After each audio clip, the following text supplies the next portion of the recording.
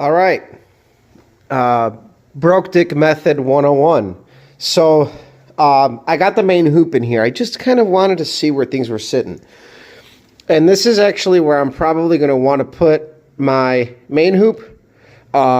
This is where my seat sits right now, where I left my original seat mounts at. And I still have the sliders, which I'm probably going to end up losing. But really, like, these things, I don't think they're legal. A lot of guys use them, but I only put them in here so that I could load stuff in the back when it was still a street car.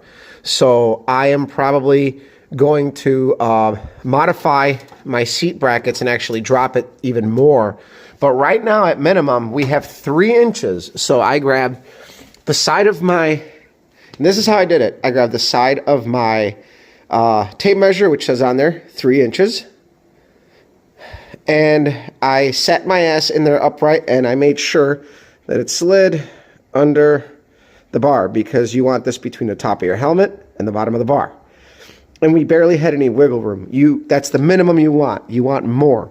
So I think once we make our seat more rigid on there, which I'm going to have to make a bracket. If I keep these seats, I might go with a Kirky seat. I don't know yet. I don't like the concept of these seats, to be honest with you. After working in the collision field and knowing how these things are assembled, they're not the best.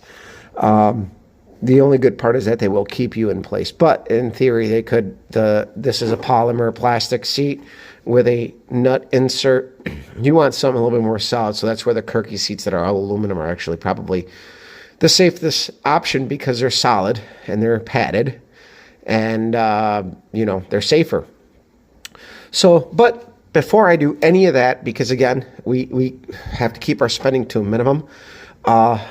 Right now, with the setup I have in the position I'm at, this is where I'm at. And I actually used my GoPro mount to hold the bar in place, so I can do this as a one-man job. So creativeness is everything. So I'm sure somebody can fashion something a little different. But my GoPro stand holder with a double-sided tape on one of the headliner cross beams, or bar roof support braces, I should say, is enough to hold this bar pretty upright. And you are allowed to tilt the bar to suit your needs. I think we're good. You don't want the bar, like, no more than 6 inches away from here and from here. So we're actually sitting right above